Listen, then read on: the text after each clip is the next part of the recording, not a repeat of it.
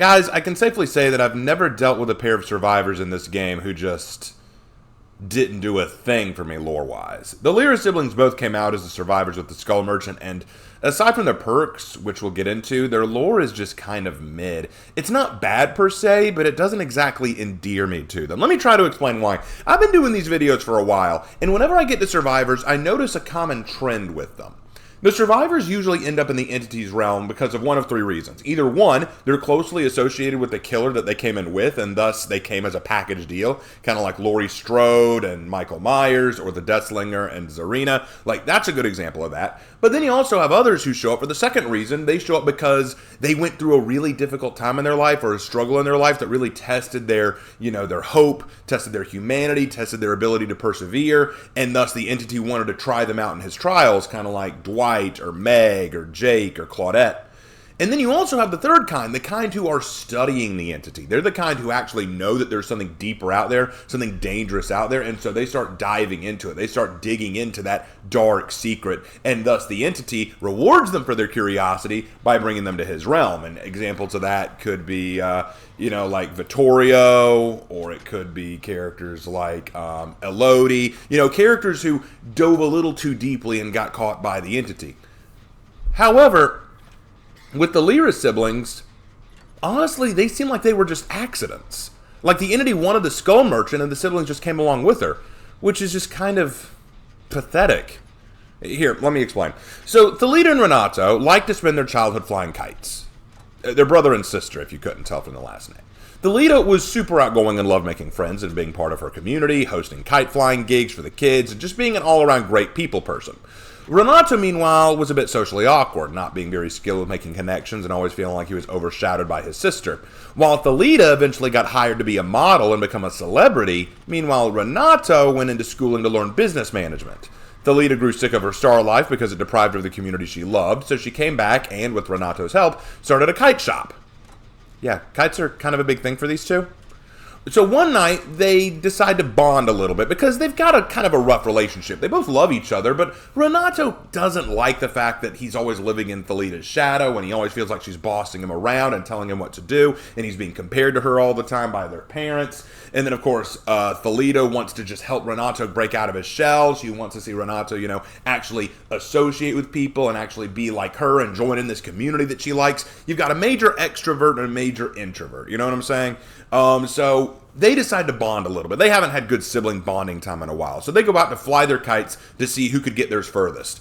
Until Thalita sees a drone that they don't recognize. So now the game changes. They're trying to see who can knock down the drone with their kite. They try it out. Thalita wins. She's crashed the drone, and they go chasing after it to go see where the drone landed. But as they do, they come across a man bleeding to death and dying just as he gets gutted by the Skull Merchant. As a witness to her crime, the two took off running, only to find themselves running right into the fog. And there you have it. That is the simplified version of their lore. And can you see why it's not all that investing? I mean, there's nothing to do with the entity until the very end. They have no unique relationship with the Skull Merchant outside of also being from Brazil. They didn't suffer or undergo any severe or difficult life events that would entice the entity to test their merits. Frankly, they seem like pretty normal siblings who just happen to get a run of bad luck. Nothing wrong with that, just nothing exciting about it either. I believe, I could be wrong, but if I remember the lore of the Skull Merchant right, maybe she was looking into buying their kite business, but at the same time, wouldn't that have also tied, like maybe that could have tied into how they interacted with her, but no, it was totally accidental and coincidental. I'm not saying you can't do it that way, but it doesn't really entice me to them either. If you're not going to have them associate well with the killer, at the very least, you could have it where, they went through some difficulties. Maybe their sibling relationship had a lot of ups and downs. Maybe one of them got a little too close to the entity and the other one was trying to discourage it. I don't know. I just feel like you gave us lore, and it's decent lore. I'm not saying it's bad. I'm just saying it doesn't feel investing. Not in the way I was going to expect for two survivors coming into the entity's realm, especially since they're siblings. I feel like you could have explored some stuff there, but regardless, I'm not going to say it's bad because by all accounts it's not. It's just not really great. So, I guess since there's not much else to say about the lore, let's talk about their perks. Because, hey, they've got perks. And their perks are actually interesting. The Lyra twins actually were the survivors who brought us teamwork perks. Perks specifically designed to activate when you work with a teammate and will benefit both parties in the process. We'll start with Thalita. Thalita runs Cut Loose, Friendly Competition, and Teamwork Power of 2. So, Cut Loose. This is a perk that can be useful in chase on certain maps, particularly indoor maps. When you perform a rushed vault during the chase, this perk activates. For the next 6 seconds, any rushed vault you perform will have the noise suppressed and removes the sound effect that triggers. Furthermore, if you perform another rushed vault while this perk is active, it will reset the timer, potentially allowing you to do this repeatedly until you can't rush vault anymore. Pretty useful, but not as helpful as open maps where vault locations are spaced out and when the killer can easily see you regardless. So honestly, it's a decent perk, but I think it's situational. You probably want to use this in maps like the game or RPD where there are a lot of vault locations much closer together that you could take advantage of.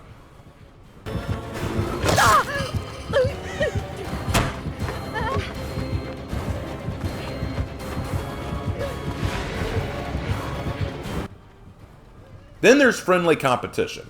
This perk is useful when cooperating with a friend. If you complete a generator with one or more survivors, this perk activates for 75 seconds. In that time, you and the other survivors who did the generator with you gain a 5% speed boost to repairing. That means that for 75 seconds after completing said generator, you and your fellow repairers can repair your next gen much faster, provided you get to it within 75 seconds. This perk can be very useful for gen rushing teams, but it does run a risk. Completing a generator is a sure way to lure a killer to your location, and finding a generator to work on can take time away from this perk. Especially if the killer is making their way to your location and you have to take the time to ditch them, you could waste all 75 of your seconds of generator progression. So, a little bit situational, but it's okay.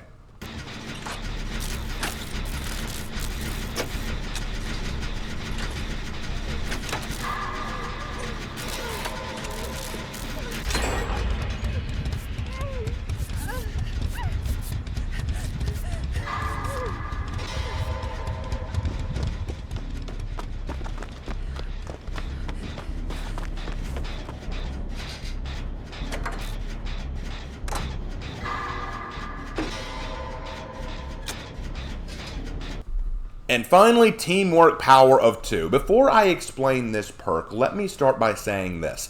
I don't really care much for teamwork perks. I find them very situational and a double-edged sword more often than not, and not always worthwhile. And this one kind of proves my point. Here's how it works. If you fully heal another survivor, this perk activates. Both you and the survivor you heal gain a 5% haste status effect while within 16 meters of each other. If you leave that limit, it will persist for 4 seconds. Now let's talk about why this may not be such a great perk, in my opinion. First, it requires you working with someone who knows you're running this perk. If they don't know you're running this perk, if you're not working with a friend, you'll have to follow them to get any value out of it yourself, and seeing as you don't know where your teammate might run off to, there's no telling what you could encounter along the way. Second, against certain killers, staying close to an ally can be dangerous, like against the Legion, the Singularity, the Unknown, or Bubba, and so on. And finally, it limits your ability to perform your tasks. If you're stuck running alongside an ally to maintain your haste, it means your team's ability to accomplish tasks around the map can be diminished, and that can be dangerous. Now, I'm not saying it's a bad perk necessarily, I'm just looking at it from my perspective. When I have tried to use this, and I normally solo queue, it becomes very difficult because my teammates may not know that I'm running it, and by the time they figure it out, we're already being chased by a Legion, and it turns into an ugly situation.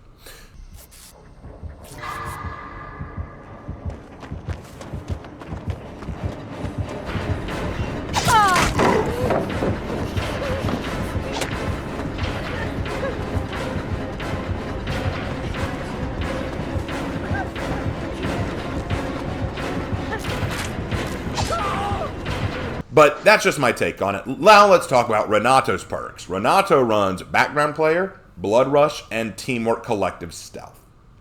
Background Player. The best friend of all Sabo and Flashlight Save players. When another survivor is picked up, this perk activates. You gain a 50% haste status effect for 5 seconds, and then you suffer from exhaustion for 20 seconds. This perk is great for people who want to quickly run in and Flashlight Save a survivor that's being carried, or if they want to Sabo a hook before the killer can get to it.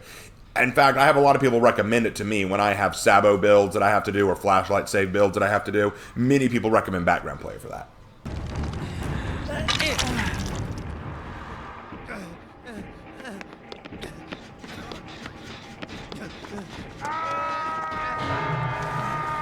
And then Blood Rush. Believe it or not, this perk used to be absolutely OP, but now it's more manageable. After being unhooked, this perk activates for 60 seconds. You can use this perk to immediately remove the exhausted status effect from yourself. This perk deactivates if you perform a conspicuous action and cannot be used when the exit gates are powered.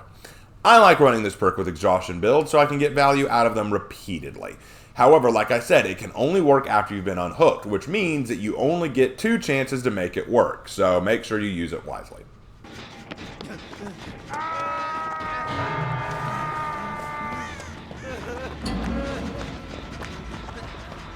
And finally, Teamwork Collective Stealth. This perk is similar to the other Teamwork perk, but I actually think this one is a bit more useful. When another survivor heals you, this perk activates. While within 16 meters of each other, you and the survivor who healed you leave no scratch marks, and this remains until you leave 4 meters of each other. I like this, and it's a bit better as it's great for stealth play. You can run with your partner without leaving behind evidence of your presence, and once you're sure you're safe, you can leave your teammate and resume your work around the map. Far more useful and plays into a stealth playstyle. I just think it works better, and I've actually gotten more use out of it than the other Teamwork perks, so I prefer Teamwork Collective Stealth.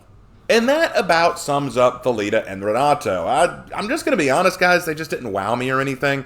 Not really lore that really engrossed me, but that wraps up this chapter of Dead by Daylight, one of the most controversial and honestly hated chapters of Dead by Daylight that's ever been released.